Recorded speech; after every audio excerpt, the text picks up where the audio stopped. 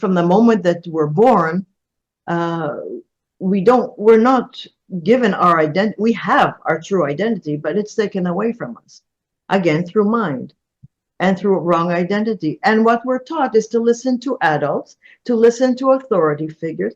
If we're good, we get rewarded. If we're bad, we get punished. And that's how they slowly, slowly mold us into these wonderful, kind, sweet, obedient, accepting human beings. Where is the spiritual warriors? Where are the Vikings?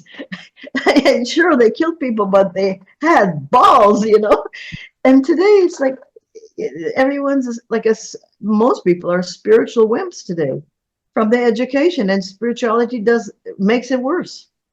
Hi everybody, I'm Jason Liasatos again, my show Outside the Box, and really looking forward to having a chat with a lovely lady this evening called Nurit Oren in Budapest. Nurit, thanks for joining me, and thanks for your great work. Oh, thank you for inviting me. Yeah, you're welcome. It's great. You know what we talk about here is basically finding strength, peace, and the truth and stability in a world gone mad. And I know you talk and help people a lot with the mind, which is great, which is my big thing lately, is because I used to do a lot more of that. And then I started telling people what takes away that peace, which is living in a world gone mad. And that's symptoms of living in a world gone mad. But we need to look at both, as you know. So, I mean, you've been very busy, What's the some books? Functional Silence, Demystifying Awakening for the Spiritual Exhausted. I love that title, yeah. The Blind Leading the Blonde on the Road to Freedom, Confessions on the recovery of a recovering spiritual junkie, The Feminine Principle, The Key to Awakening for Men and Women. You've been very busy. You speak about a lot of great things, and I really appreciate your work. So it's basically a case of we press the button here and see what happens. But the main thrust of what I'm concerned the most about now is we are going more and more towards insanity and instability in the world, almost prophetically, you can say if you look at the old texts and stuff. And I think it is avoidable. But is it, I'll ask you a couple of questions. Do you think it's inevitable? Do you think we need to crash and burn and go completely insane and lose our sanity completely in order to recover? Because I think we are sort of in a bit of a recovery. It's like a recovery from a madness and a system gone mad.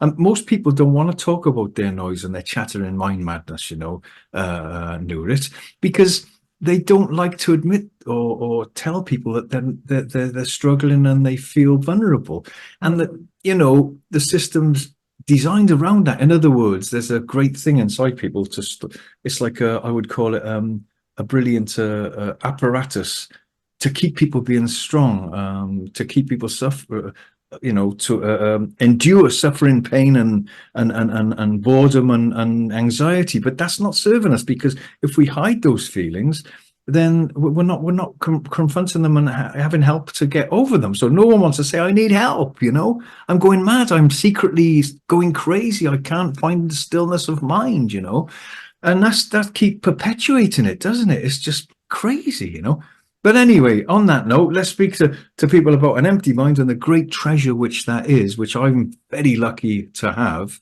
and have worked on, obviously. I'm very fortunate. I feel that's the greatest treasure I could ever have above all money and property and riches. It's the greatest riches, I feel, to have nothing in here. And the usefulness of a pot is in its emptiness, right? So talk to people about that kind of thing, Nurit. Where do they start? If someone's watching this thinking, oh my God, I want peace, I can't stand it any longer, I can't pay my bills, I'm worried, I'm struggling. To find that peace is almost like an oasis within the madness. You've still got to act to overcome the problems, but from a place of peace, it's always easier, isn't it? Yes. Well, you hit the nail on the head when you talked about insanity and urgency. It's very urgent. Insanity is getting much, much worse. We see it all the time.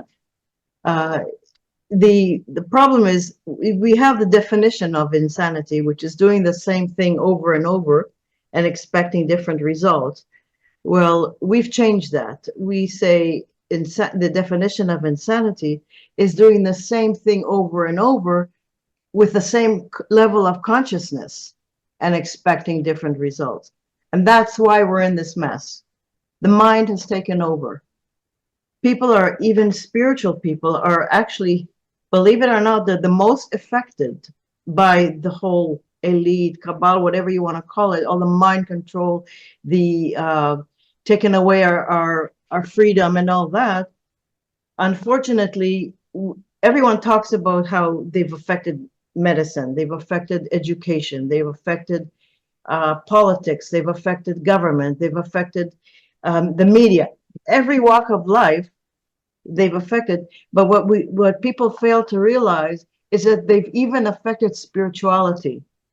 And spirituality is supposed to heal insanity. It's supposed to give us a sense of insanity, because that takes us to the heart, to the soul, and away from the mind. But what we're finding, and I'm saying this not because I want to pick on anybody or any teacher or organization. I'm saying this because I have interviewed many spiritual teachers. After I wrote my first book, I was very curious to see if there's any other teachers there that teach something similar to what I've learned from Gabor Harsani, who was my teacher, and what I support and what I help him with. And I've interviewed teacher after teacher after teacher, and I've asked very important questions like, what is awakening to you? What does that mean to you? How do your students get it? How do you impart that to your students? What do you teach them in order to get there? So how do they know how to get there? How do they know when they actually get there? What is their goal? What are they looking for? And what I found, Jason, is very disappointing. I found that just about, I'd say almost all the teachers that I've interviewed, they say wonderful things. They have good spiritual concepts. They give people some temporary peace of mind. And that's a very important, and we'll get to that again in a moment, because that's very important, because right now we're in a place where we're looking for permanent solutions we're giving people temporary solutions for a permanent problem. That's why this is so important. And what I found with most of these teachers is the premise of their teaching is wrong. It's all based on mind. But the mind is what got us into this hell of a mess. So how can you do that? Like, they want to fix the mind with the mind. Even when they say, ask yourself, who am I? It's the mind that's asking that. How do you think you're going to get an answer like that? Like, or saying things like, I'm going to fix my mind, or I'm going to be the observer of the observed. It's the mind observing itself. You know, Gabor, my teacher, uses a very good analogy. He says it's like the goat guarding the cabbage. Not too many people understand that. I guess you have to live in a village for a while, or in a kibbutz. The goat always goes for the cabbage. You're going to ask the goat to guard the cabbage. It's like the mind thinks it's going to fix itself. And for me, I was in a teaching for, at least 40 years before I met Gabor. And I remember once we met at a barbecue, we ran into each other. And we had been talking for a while, a few months before that, about his teaching and my teaching. I didn't really know what he teaches, but I knew what I've been studying for many years. I've been to ashrams all over the world. I studied with famous metaphysicians, and I got nothing. I did not get what I was looking for. And finally he said to me, Gabor said to me, the difference between what you're doing and what I'm doing is that the teaching that you're in is in the mind, and mine isn't. And Jason, I was furious. I was so livid. Say that sentence again so people can grab it. The difference is that the teaching that you're in is in the mind, and what I do is not in the mind.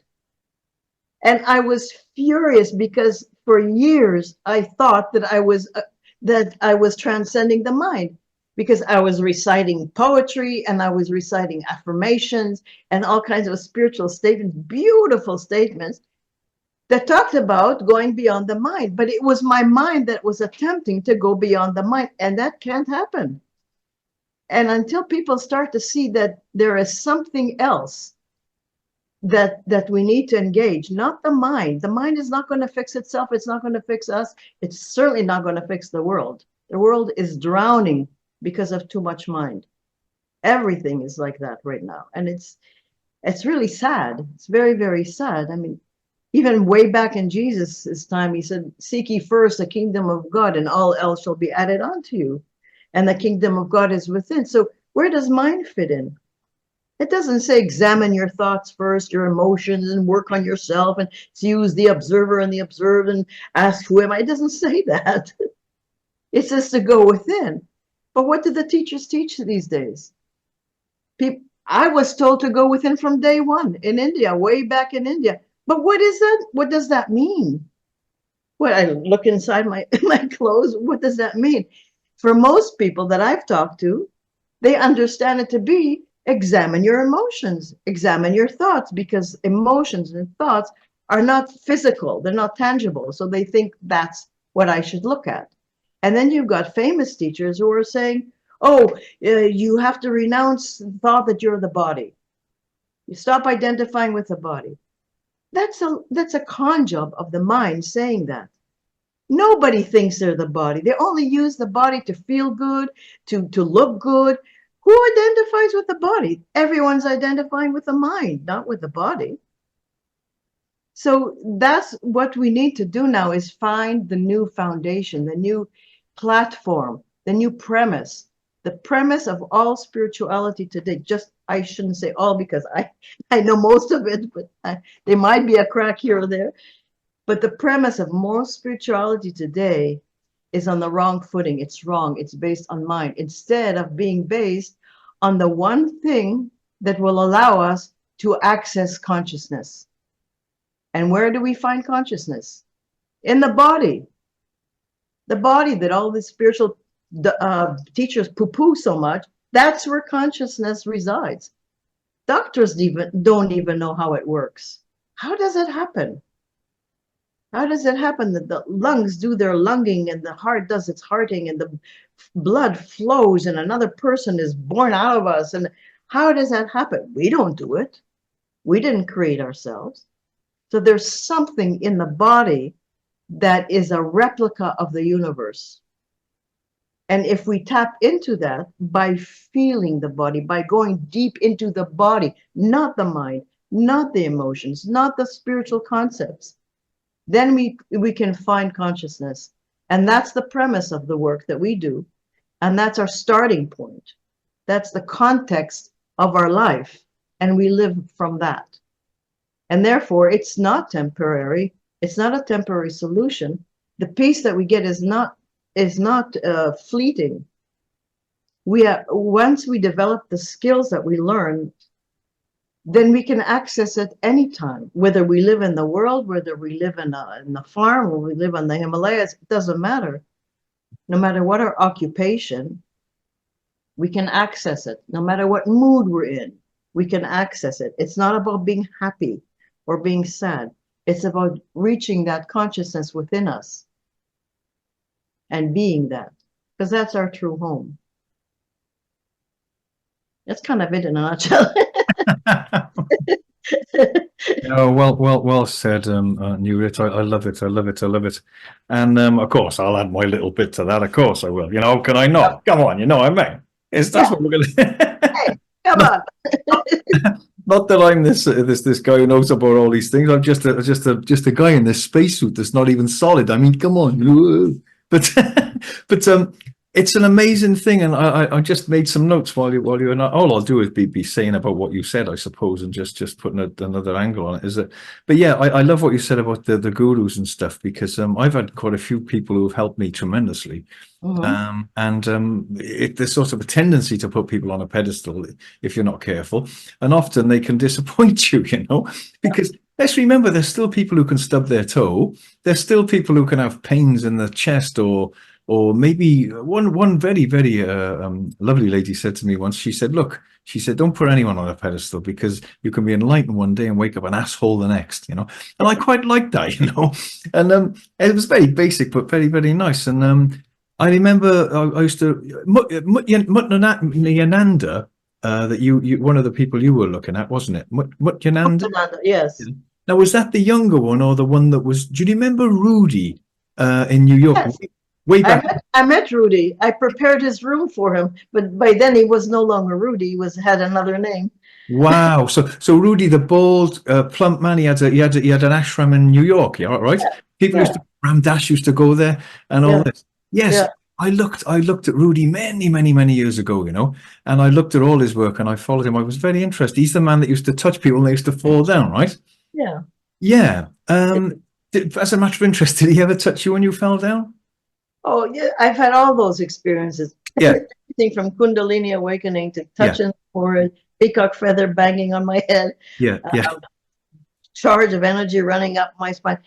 They're wonderful experiences for the mind. Yes. They're totally unnecessary. So who was the man that was there with Rudy that used to tap Rudy on the head when he used to sit next to him? And he had thick glasses, an Indian man. Was it Muchananda or Nityananda? He was Rudy's sort of guru, if you like. And I forgot what his name was now. Yeah, very interesting man, Was it Duff Region? No. Now I can't remember, but I found the whole thing very interesting, So back to the mind, everybody. I think one of the things on a very basic level is that we're so scared, most people, to not have any thoughts. We're so brainwashed that we've got to have these thoughts all the time. And an empty mind people think it's a place of nothingness and terrifying place, whereas it's just such a beautiful place, And that's, I remember when I first experienced that nothingness. No thought. It was like, what's that? I thought there's nothing there. I thought was nothing there. But I love that, and I do try and tell people the basics of that. If you can just watch your mind, that means you're not your mind. I mean, come on, you're not your thoughts exclusively, and people are dragged along by their minds all their lives. It's a tragedy, And I think maybe something like, I don't know what you think about ayahuasca and these other mind-altering potent drugs are. Sometimes I suppose they can just smash people back home like a reset. But there was a lovely Star Trek series, a great guru of mine, or one of my people I loved, was Charles Muses. He used to work with I forgot his name now, a lot of these different people, and the founder of Star Trek, Gene Roddenberry. And there were the old series. There was a man, he didn't want to come off the planet, one of the crew, because he just used to go and he'd get in contact with this presence that used to come around him. And it was such bliss, He used to work with Joseph Campbell, this chap, that he didn't want to come. He wouldn't want to come away. And that's the place that we should be touching for, is that place that's so beautiful and so special. And like you said, you can find it anywhere. You can find it on a busy bus stop. You can find it when you're driving a car fast to rush to get somewhere.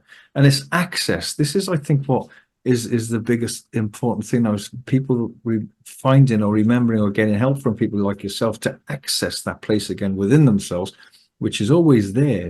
But it can be a locked door, And it's a beautiful place to be in, and if I didn't have that, I don't know what would happen. I think it's a terrible loss, and without that, it'd be unbearable to be on the planet. I'll be honest with you. And the system we live in, I was going to say has a tendency, but almost is designed, I would say, to prevent people finding that early on, and not finding it. They've got it anyway. But to block people from accessing that place, would you agree on that, Nurit? Yes, absolutely. It's been designed that way, not by the universe, of course, but the powers that are controlling us. The same people that have started to take away our immune system by giving us all kinds of injections as soon as we're born. They think we're a pincushion or something. They keep giving us all kinds of every injection, every vaccine that we get as children block the immune system. Then they, that everybody knows today they put aluminum in the food and all kinds of stuff. That's all to freeze up the pineal gland. I mean, that's all the stuff that they're doing. It's the same people that are programmed programmed us through media, Netflix today, but this has been going on for a long, long time. And from the moment that we're born, uh, we're not given our identity. We have our true identity, but it's taken away from us, again, through mind and through wrong identity. And what we're taught is to listen to adults, to listen to authority figures. If we're good, we get rewarded. If we're bad, we get punished. And that's how they slowly, slowly mold us into these wonderful, kind, sweet, obedient, accepting human beings. Where is the spiritual warriors? Where are the Vikings? And sure, they killed people, but they had balls, And today it's like everyone's like most people are spiritual wimps today from the education, and spirituality makes it worse. Well, I mean, when I went to the ashram, everything that I learned was be obedient, accept. You have to smile. You can't show any emotion. You can't be negative. You have to be positive. What's positive and negative? Everybody's screaming, be positive, have positive thoughts, don't have negative thoughts. That's duality. Positive and negative is duality. That's not what we're looking for. We are interested in a place inside us that's not good or bad, that's not in duality, that's not in mind. Way beyond that. And what happens is people search for more knowledge, more information, more research. And what happens? We're full of knowledge, but that's not an experience. The actual experience has been taken away from us. We don't trust our own experience anymore. We have to ask a doctor, a nurse, a teacher, a parent, a grandparent, anybody, a politician. We have to ask everybody for anything. And you get spiritual teachers today that don't show you how you can have the experience. They talk for hours about their own experience, how they got there. And when you want to know, they say, oh, you're already there, or you don't exist, or meditate 2 hours a day for 50 years. No, it doesn't work that way. Yeah, I've never been. I was drawn, and I was very lucky to have tremendous synchronicities and coincidences, a coinciding of events, not coincidences, to meet people at just very, very poignant times in my life. I was very lucky, and I want to tell everyone right now, I'm not this hugely enlightened guy. Maybe I wouldn't even be in my body if I was. I'm just a guy here to talk to people like yourself and chat and write books and do my conferences. I'm still a basic guy who has my struggles and my problems. If I sit on a drawing pin on a chair, I shout, "Ah!" I'm not a guy who says, "Oh, it's all just an illusion." It can be a reality that needs drastic healing. I think there's too much of that. It's all an illusion. You don't have to do anything. Everything's happening perfectly. Well, we've got to face the darkness of this world as well. Otherwise, it's just going to have carte blanche to do what it wants. Where do you see things on that level? Because you talk a lot, Nurit, about different things. That's why I like your work. You don't just talk about people finding peace. You talk about what takes it away as well. And Yes. and the people who are purposely trying to keep us suppressed. Where do you see that going? Where do you see the next thing going? There's monkeypox coming again now. What's going to happen with that? In the circles that you move in, what are you hearing about people being digitally suppressed? And in England now, recently, they're starting to, yes, there's some really horrible people in these sort of demonstrations doing horrible things, but they're using it now to suppress speech completely and almost make it Orwellian, whereby you won't be able to say anything, or you'll be put in, not only will your bank account be digitally shut, you'll be put in prison. There's people being put in prison all the time of just reposting something. So where do you see it going with that? What's the answers to that? Well, it's terrible. There's no doubt about that. But what I feel for myself, I can only fix myself. At least that's where I could start. Is we have to gain our own sovereignty before we can expect the government to help, or some other politician to help, or some other presidential nominee to help. We have to fix ourselves first and gain our own sovereignty. The thing is, though, that we cannot expect any kind of sovereignty if we don't have any control over our own attention. Our attention span is all over the map. The powers that be, the evil powers, know that. That's what they use for advertising. They take our attention. They take our attention through TV, movies, media, news, uh, advertisements. They take our attention, and we've lost the ability. Humanity has lost the ability and the skill to take back our own attention and to use it as a king or a queen of our own castle, of our own domain. We forgot that. We lost it. It's been taken away from us. We've become these little people struggling to make a living. I got to get a second job so I can pay my mortgage. I can't lose my job, so I have to get the vaccine so I don't lose my job because I have to feed my family. And rightfully so. But how did that start? Why are we in this predicament that we have to rely on some other force to survive when it's all within us? The human body is a replica of the universe. Think about that, or don't think about that. Feel that for a moment. The body, my body, your body, everyone looking at this, your body is a replica of the universe. What's missing in the universe? Why wouldn't we respect that and go into that and feel it? Why don't we find pre-information within our own being instead of listening to every goddamn thing that shows on the screen, where it's a flat screen TV or a little box that we call a telephone? We can't hear anything anymore on it anyways. It's ridiculous. But we have to gain our own sovereignty first. And by that I mean at least have some control over our own attention. That's what I had to learn, because for me it was always like out there. My guru, oh, my guru, I gotta go see the guru. My life was it was all about the guru, all about the teacher, because I was taught that my teacher will give me the salvation. No one gives you salvation. I had to learn it the hard way. A long time it took me. But at least now I know.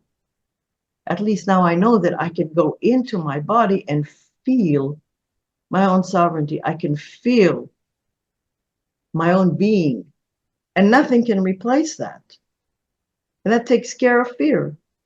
Right now, our base is fear. We have a fear base. Underneath everything is fear. We have mental templates that we've accumulated from the damage that we suffered, from hurt, from insults, you name it. So many traumas, and we hold it in and hold it in and hold it in. We go to therapy, and all they do is talk about it more so that it gets intensified. Mm-hmm. There's a level underneath all that that's perfect. And that's where the healing happens. We talk about bypassing the mind, but we don't mean shove everything under the carpet. We do deal with emotions and traumas and all that, but not the same way that spirituality does or the therapist does. We first and foremost seek ye first the kingdom of God, which is within. From that point, you can even think. It doesn't matter how many thoughts you have. From that point, you can control the thinking. You can decide yourself what you want to think. Right now, we're being thunk. We're not thinking, we're being thunk. Yeah, well said. My God. We really are. We're being bombarded, and I think we've become so used to filling our minds with something and having that dopamine fix, whatever it is, whether it's watching someone else or doing something else, or else with people now. Porn. I did a show. I didn't want to do that show on porn. I really didn't want to do it, but I did, because it's one of the biggest epidemics in the world. Pulling people away from themselves. There's always something to pull you away from yourselves, and I suppose you get so used to it. When there's not something pulling away from yourself, you find something yourself, because you don't want to be in that place of peace. I think it's really scary for people, Nurit, to really sit with themselves. It's the last thing people ever want to do, and often that's why when someone has cancer or a heart attack or a stroke or something, that's often the pivotal point to which forces them back towards themselves, you know. It's like a forced awakening almost with a lot of people that I've met. And I think that's quite a tragedy, but it's funny. I think it really is turning around now, because more and more the people can see the system and see what the problem is. But you know, where do you see us going with? I mean, it's like you said, the guru sort of thing seems to be dissolving and dissolving all the time to me. It's like, come home now to yourself. It's you. You're the one with the power. Stop giving it over to everybody. Most people you see are little girls and boys that have been to school, obviously. Most people go to school.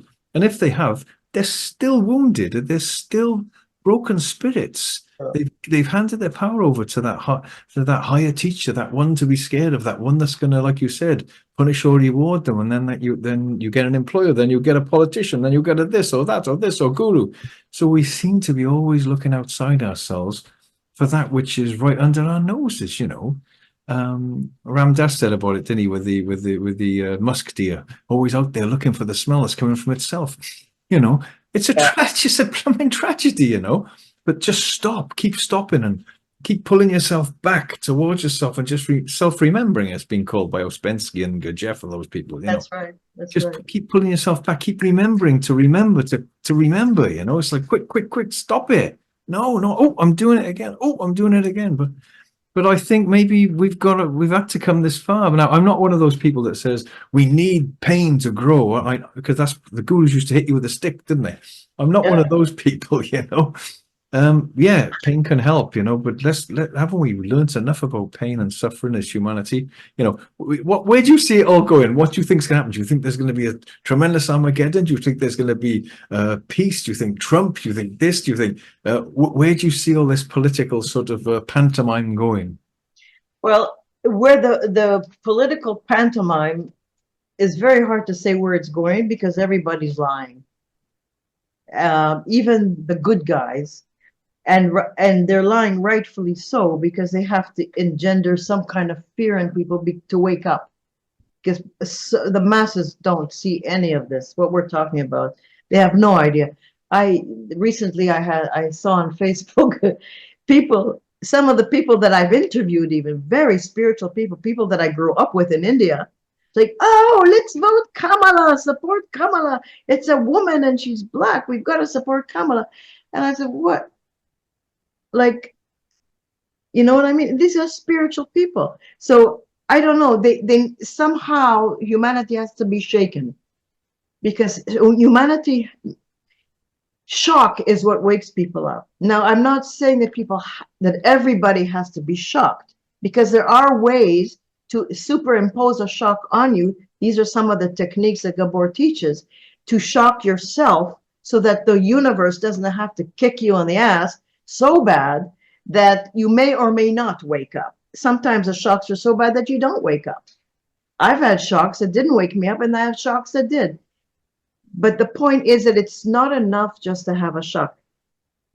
Gabor had terrible depression before he woke up. That was his shock. He went through it unbelievably, and it did wake him up. But what he realized is that not everybody needs to go through that. That's horrible. 12 years, he pulled his teeth out. He didn't know what to do anymore. It was terrible.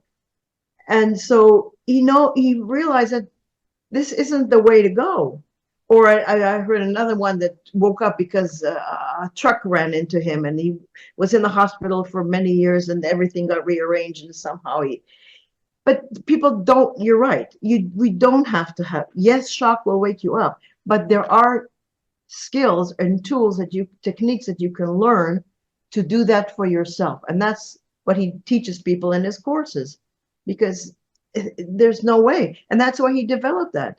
He sits 24 hours a day and night. He writes all the time, and he goes inside and he finds more and more and more techniques to teach people to do it.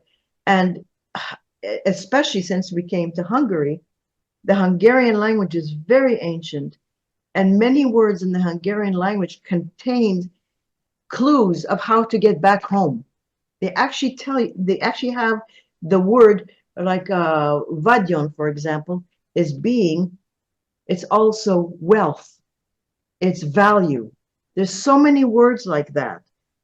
And he delved into those words, and it helped them develop a system that any person, any walk of life, no matter what experience they have, can do it.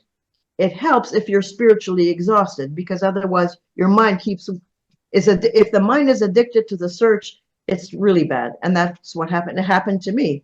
It took me 2.5 years to get back to Gabor after I met him. But finally you get so exhausted that you say, okay, I'm going to try this. And the fact is that we've been doing it for a while. We have a very small group. This isn't for the masses, don't want to hear this. And I understand that, but too bad. But the people who do come us, it's really handpicked people who feel intuitively, they see Gabor speak and they know that's what I want, because they know that it's different. They're not going to get the same bullshit from everybody. They're going to get their own experience, and they're not going to rely on his experience. And I kid you not, Jason, every other Saturday, I meet with his group and I practice with them. We do a practice together. And part of the practice is to be able to speak while you're fully, we call it activated, but you're fully present, you're fully awakened. Our definition of awakening is to be able to have your attention completely free, not encumbered by everything that we've accumulated over the years from all these influences. When it's completely free and you can stay there and you can speak from there, that's an incredible experience. And our people are doing that. They're actually doing that. They're having incredible experiences with work. Synchronicities in their life are unbelievable. It's unbelievable. The mind is not synchronistic. The mind is in duality. It's bipolar. And no wonder we have so many people that have bipolar and popping pills. But there is a way. There is a way that you can administer shock to yourself if you need it, or simply practice one of some of the techniques to go deep. And it's not only about finding peace. There's more to it. The deeper you go, the deeper you go, the deeper you go, you not only have peace of mind, but you're able to direct your thoughts. You're able to set intentions and manifest them. You're able to create a different life for yourself. Like Jesus said, seek ye first and all else should be added unto. He wasn't kidding. Unfortunately, I don't hear anybody else talking about it much. You know, it's you're a sinner, you got to go to church every day. Oh, well, seek ye first. That's brilliant.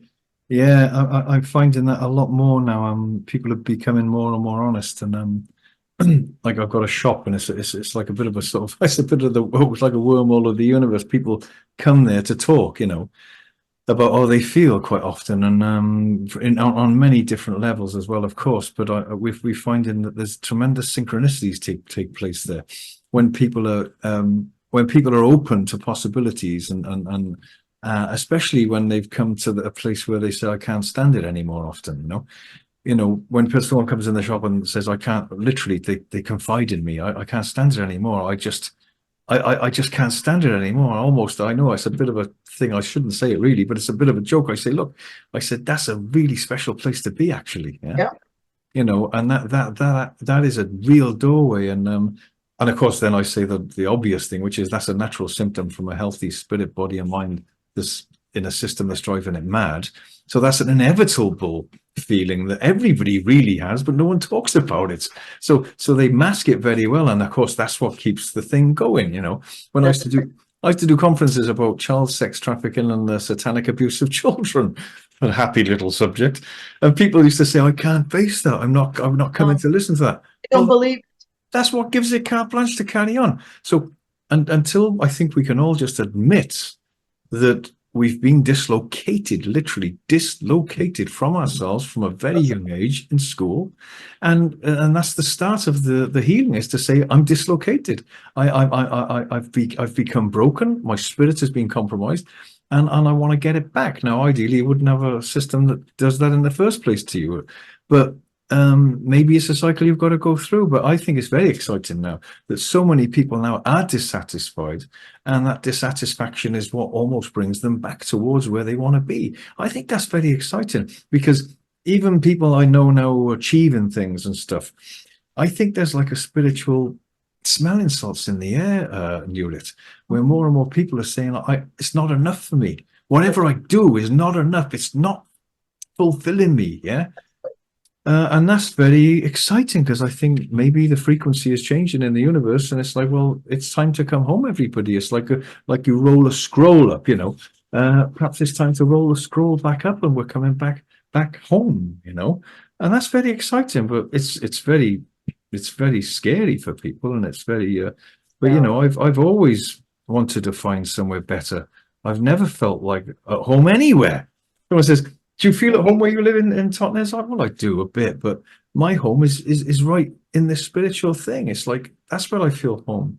I feel home when I just here now. This is it. It's like some food for me. That's my food. It's not. I make money and I pay bills like everybody else, but there's so many things bombarding people and sort of pummeling people all the time. Bills this, fear. Bills this, fear. It's people are exhausted, Nurit. So Yeah. something's changing. I do think there's. Can you give an example of your work with the Gabor? Can you give a little example for people, or even a little meditation or something? A little example where people can just do that. A few of those things that you talk about, or is it better to read the books? Well, no, we could do that. Reading the books will help, especially Gabor's book is excellent. The Functional Silence. It only has my name on it because I did the languaging, the writing, but it's all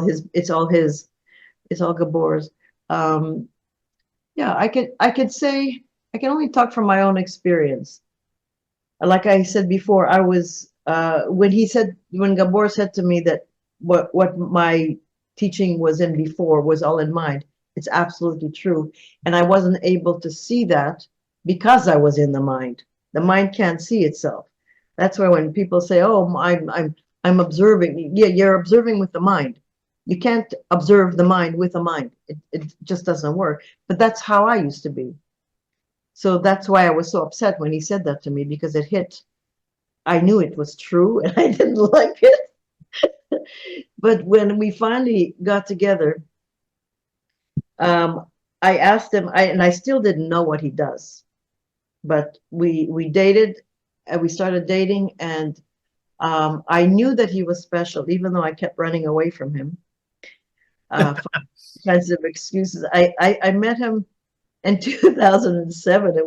And we bumped into each other so many times in between, but it was only 2010 that we actually got together.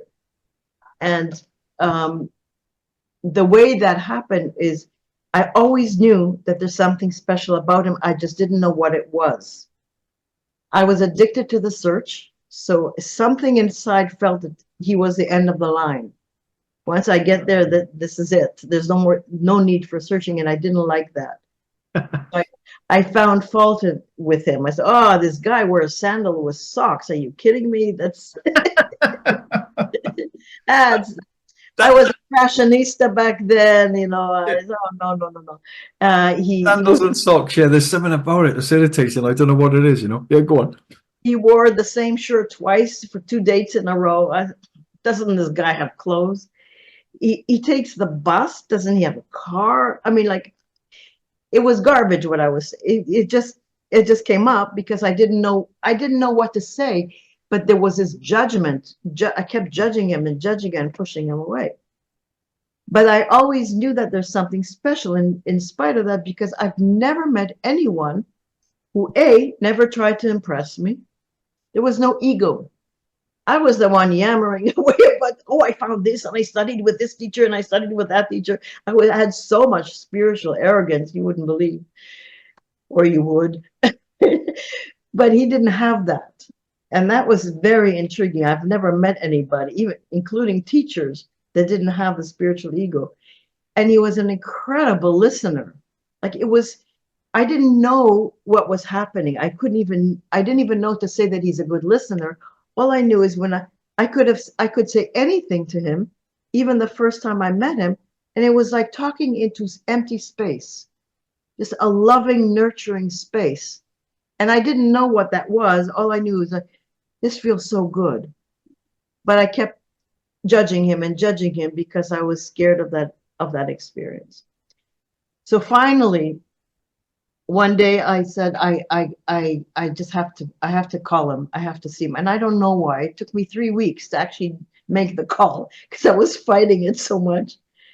And we finally met, but on the way to meeting him, I was supposed to meet him at the subway station because I had a car and he didn't.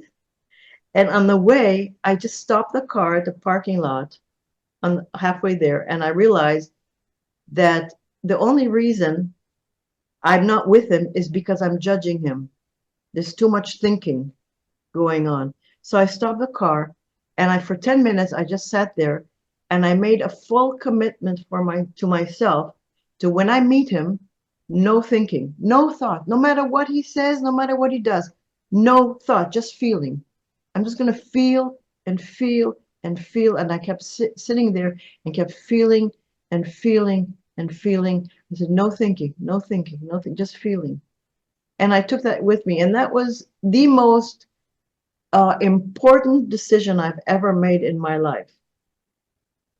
Because when I met him without thinking and just feeling, that's when I realized who he was. And I can't say that even in words because I don't know what that I don't know the lingo for that. There is no lingo for that. But I got that there's something there. So we started seeing each other. And it was, I don't know, after maybe 5 days, I said to him, well, what is it that you do? I wanted to know. But by this time, I was so fed up with everything else. I was so spiritually exhausted that I was ready to hear something. And I also had the shock of somebody that I knew was right telling me that I'm still in the mind, even though I didn't want to face that. So the fact that I wasn't thinking when I was with him opened, that was a crack that let me in.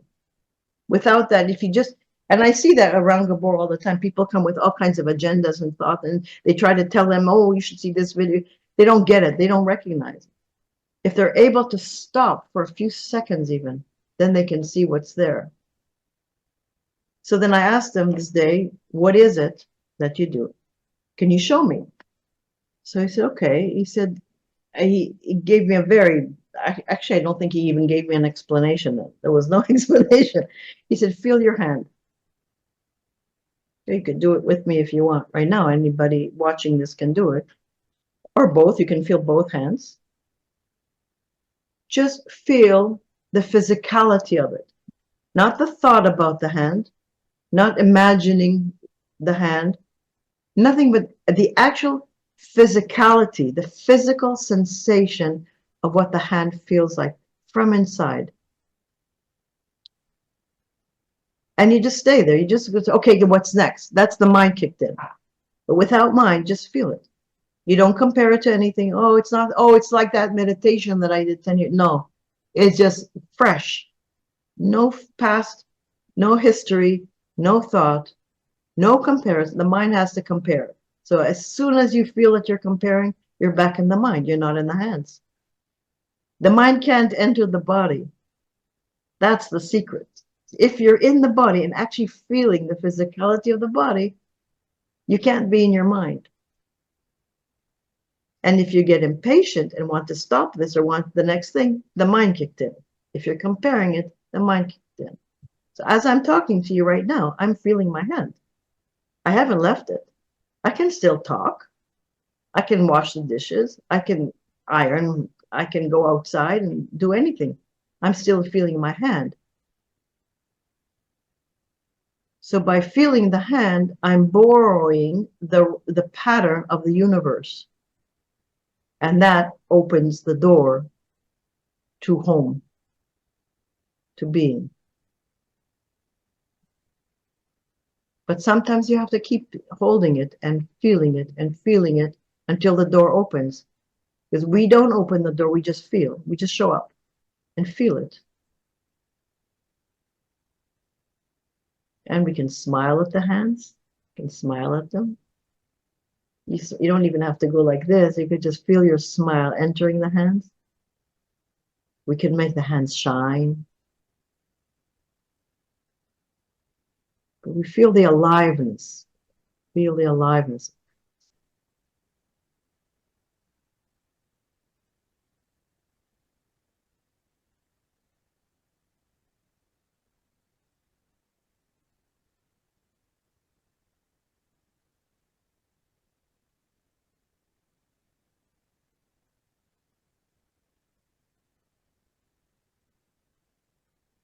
So this is just a short version.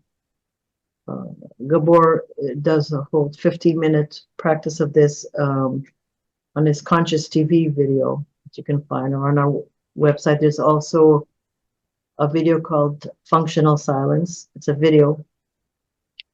Anyone can watch it. It's on our YouTube channel.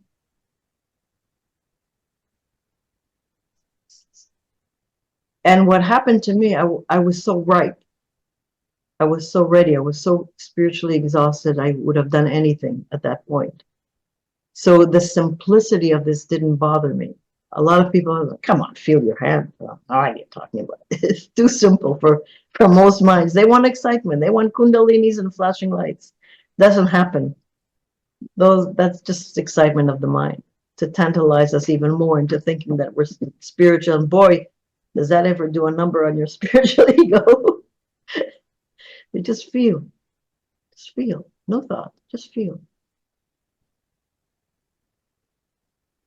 And very soon after feeling it, I felt this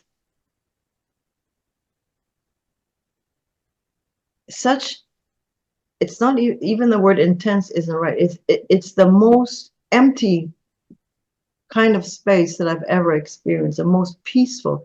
And I meditated for 40 years before, and this was nothing like that. It was, you meditate, you think, okay, is half an hour over yet? It's timed. Meditation isn't time. This wasn't time. This was like, it was a feeling that could never leave. It was amazing. And what I realized is not only was it different than anything I've experienced in my 40 years around the world, but it was also showed me that I never really did transcend the mind. He was right, because this is what it feels like when I'm not in the mind.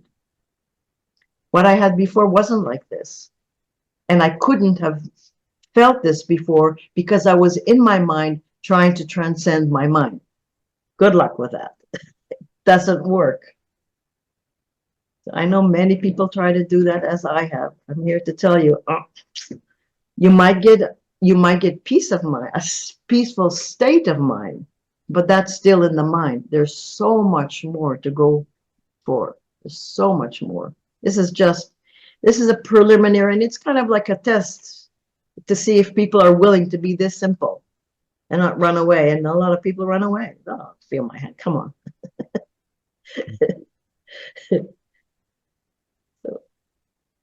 And now I'm just so grateful because Gabor has taken it so much deeper, just so many different levels. We're working on all kinds of different levels in the body and different non-dimensional, and it's very hard to explain anymore or to share any more of what happens, because otherwise I'm just going to give more concepts. You have to experience it for yourself. If it's not your own, and this is what I love about it so much, because I never had the experience for myself. I worshiped the guru, and I used to, oops, oh, there you are. I used to sit by the phone waiting to be called so I can come and see the guru, to come to another class or come to this or come to that, when it was always inside me. So I'm very grateful to be able to activate this experience, activate my homecoming. But I had to learn it. I still go to Gabor's courses. I'm still learning to find deeper and deeper and deeper meaning, and learning more and more techniques on how to set proper intentions and how to manifest them. Not like I did before. Yep. I just showed that there, so people can see it there. It says gaborhassani.com, and there's Nurit there. It's yeah, I think it's sometimes the most simple thing, you know. Yeah. Just give people, like you said, that little crack, you know, which is really an obvious thing, but most people have got, there's no cracks. It's just this world. It's like I always say, it's like a spinning sort of revolving door. You're going round and round and round, and everything's such a blur. And even if you do see those exits coming past, they're so blurry you can't quite get out. Yeah. It's like jumping on or off a roundabout, you know. It's sometimes it's got to slow down enough for you to jump on or jump off, you know. And I like that technique. Another Rudy in Cape Town, actually, another Rudy who I was very fortunate to come across in Cape Town, told me about the hand, you know, just put your attention in your hand, you know. And yeah, it's wonderful, Nurit. It's gone really quick with you, of course, because you know it's great to speak to you. Yeah. And that's fantastic that you can help people like that. And people, you know, do go to the website and get the books, go there and look at the videos and everything, because sometimes it's just that timing is so great in this subject, the timing, the surfer on the wave. And if you feel in that situation, you feel desperate, then often that means you're ripe, you know. Yes. You're ripe and ready to flick into another thing. That's right. It's so often the case with the people I meet that you just come to the end of their tether. And a man I met recently, he was going to kill himself and hang himself. Oh. And a beautiful man, a beautiful soul, beautiful man. He bought the rope and everything, and he was going to do it. And then he met a woman, and he did another technique. And he says, "I've still got problems. You know, I've still got to pay my bills. I still get frustrated with this damn system. You know, this got its choking hands around people's necks. You know." But like Nurit said earlier on, you know, the solution is people individually coming back home to themselves, and then that changes the whole human orchestra. And if we're really connected, like people say we are, if everything is connected, and it's probably one of the greatest things you can say, that everything's intimately connected, then and the 100th monkey syndrome, by you changing yourself, changes everything, right? Nurit, do you want to just say a few things on that before we go? About the 100th monkey? Yeah, about the fact that if you change yourself and you find out yourself, it affects everybody, right? Absolutely. Absolutely. We're all connected, for sure. For sure. And you can affect other people, because once you go deep into yourself, you're not separate from anybody. You know, if you try to affect people with your mind, that's dangerous. But if you're coming from that place inside you, you can only bless people. And we see that all the time too. I mean, we walk on the street and Gabor talks to beggars, and they tell him they just pour their hearts, and they tell him everything, and he sits and he listens to the whole thing, and they walk away feeling, oh, like they don't know what happened. You know, it rubs off, which makes sense. I mean, if you walk into a room where everybody's shouting and screaming, you just want to run away. Why wouldn't it affect you if people are peaceful? And that's why I couldn't stay away.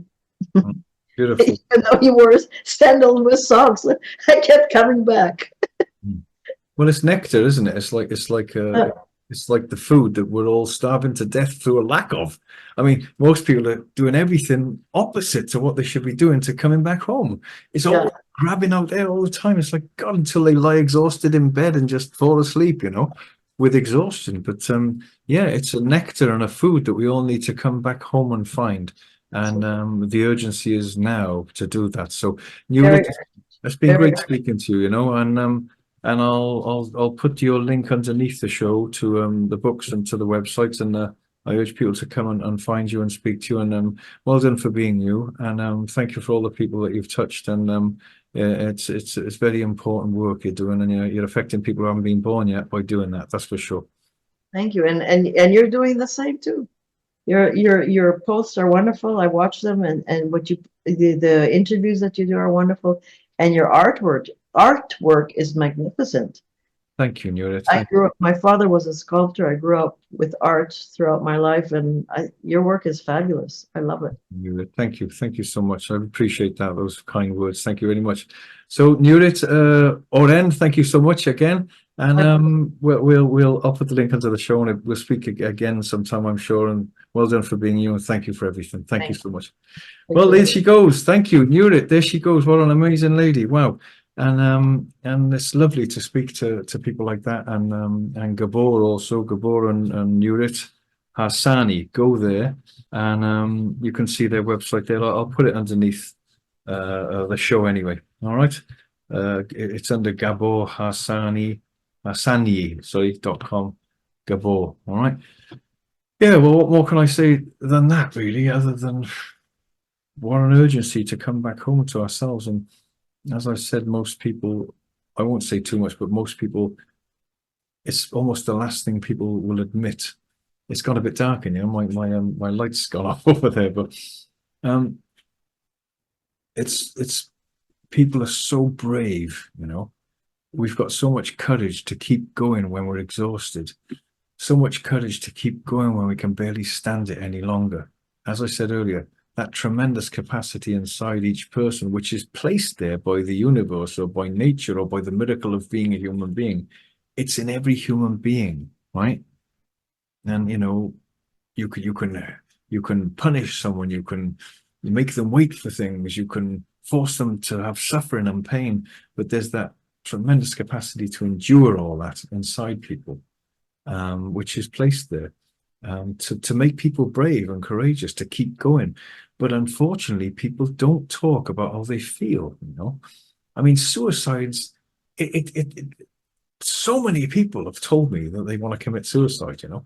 One day I was in my shop in Totnes, and a man came in and started talking about it. And what a lovely synchronicity. Coincidence, maybe? No, not a coincidence.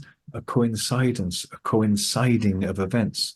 Another man that I know came in and started talking about it also. Yeah. No, sorry. I knew that they both, when he came in, I stopped talking to that guy about it. But I thought, oh my God, these both people have told me they feel like they want to commit suicide, you know. And this is what happens, you know. It's you get these lovely overlaps, these lovely things, and I think we've got to remember that those feelings can be tremendous, tremendous moments of clarity, and to push us on to find something better within ourselves. So, in other words, the dislocation becomes so unbearable, or the despair, or the anxiety, or the fear, or the exhaustion of paying bills, or just the terrible feeling that what's the point in carrying on?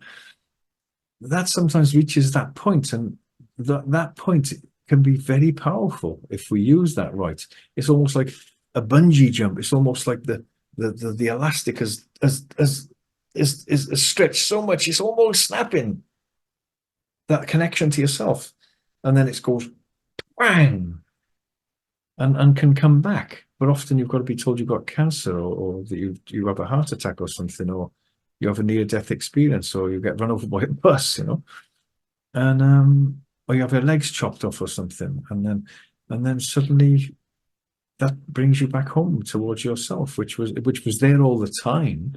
It just was something that was covered over to a great degree, but it's never not there. It's like it's accessible, you know. But it's maybe the key in combination where maybe we've just got to find that again. And like I said, I'm not one of those people that says we need pain to recover and come home. But it's recovery, really. That's what we're all in, is recovery. You know, you talk about people who drink too much, they're in recovery, they're recovering, or drug addicts, they're recovering, or gamblers, they're recovering, or people who've been abused, they're recovering. We're all recovering. We're all recovering. We're all broken. Yeah. I'm not broken. Everyone's broken. If you've been to school and you've been gone through the schooling system to one degree or another, you're a good little girl and boy that's done what they're told, and played into the system, and we're broken spiritually. A lot of us. We're still there, spiritually intact. We've still got that tremendous connection. But we're compromised. Let's put it like that. We're compromised. And most people you see are desperate to find something within themselves that makes them feel whole. Yeah. My father had it tremendously. Yeah. But he had to go through hell to get it, you know. He worked in a job all his life till he was 59. Then they wanted to give him more money and he was going to go to London. They were going to put me in a boarding school, which would have been a train wreck situation because I didn't want to be anywhere near a school. And he said no. He said, I'm not going to do it. And he had a tiny house, not worth a lot of money, and a tiny pension. And instead of taking the big money and the job and the career and the fame, he said no. He said, my time and my peace is more important than anything. And the man used to sit by the beach, you know, all afternoon and just think of nothing. He used to sit there. And in the nothingness, where we think we are going to be lost, we find the somethingness which we were looking for all along. In that peace and silence. But most people, their minds are chattering away all the time, and the chatter becomes normal. It does. It becomes normal. It consumes us. And then if we have those moments of peace or bliss, or sometimes like Nurit said, yeah, they can come via shocks. It's there all the time. We must tap back into that, you know. It's a terrible tragedy, you know. Most people are broken, dislocated to a certain degree, dislocated, dismembered, and broken people. We really are. We're broken. The system breaks us. But we're all intact spiritually, and it's there all the time, you know. It's there. And like she did that exercise with the hands, it's a good one. So you can, if you're feeling anxious or tense, go to your hands, you know. Go to just put your concentrate your consciousness on your hands and feel your hands. People don't feel their hands. You feel your hands when you grab something like a chimpanzee. Oh, I got this brush. I'm grabbing something. I can feel my hand feeling it, you know. Or clap and you can feel your hands. Ow, it hurts. Yeah. But put your attention inside your hands and feel your hands. It's amazing, you know. Yeah. You know, it's very interesting. I think it's a wonderful time for people.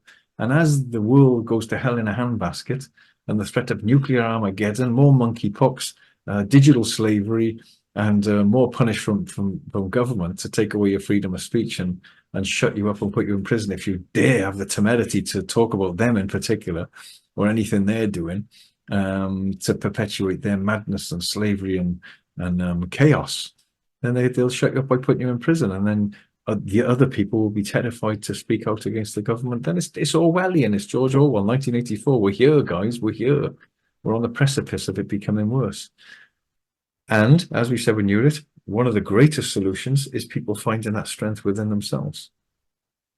You know, have you ever seen a buzzard? I love buzzards. I love buzzards. And they're just floating like that. And then you see the crows coming and pestering them. Have you ever seen it? They dive bomb them. And the crow doesn't turn and go ugly, you know. They just go, ah. The crows come again, pestering them. Ah. You know, I love it. Ah. I see you. Ah. You know, that's what we got to be like with the governments and the people that are trying to manipulate us. We see you. Play in the sandpit. Play with your bombs. Play with your stuff. Yeah. You know, you're trying to be somebody, you know. This is the border here. That's your country. That's your country.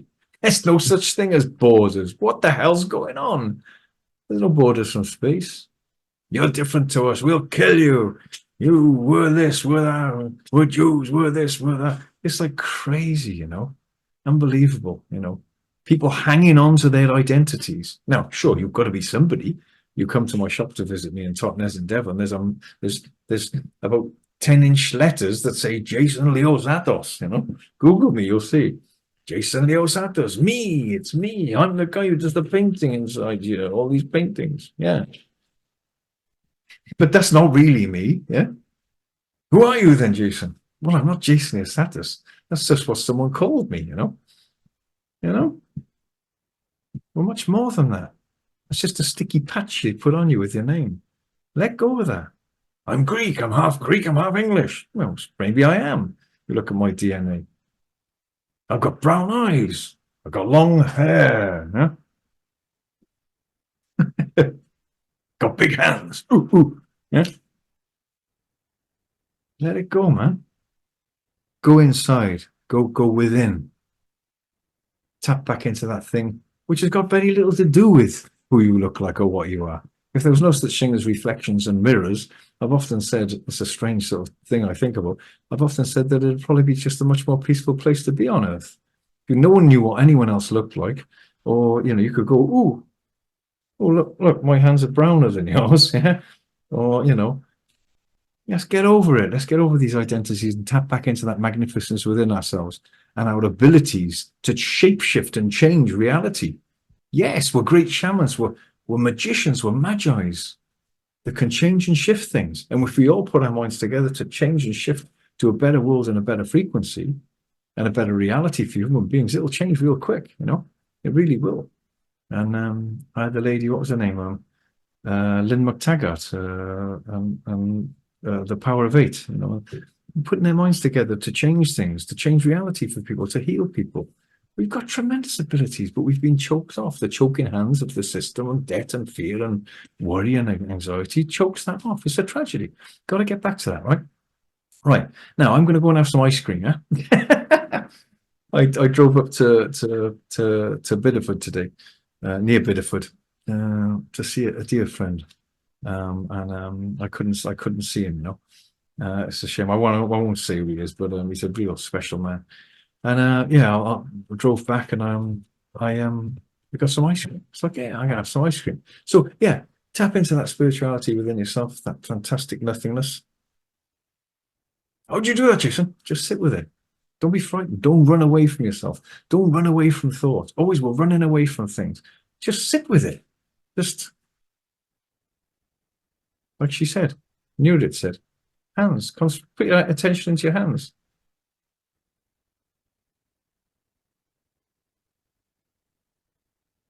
In the nothingness, you find the somethingness.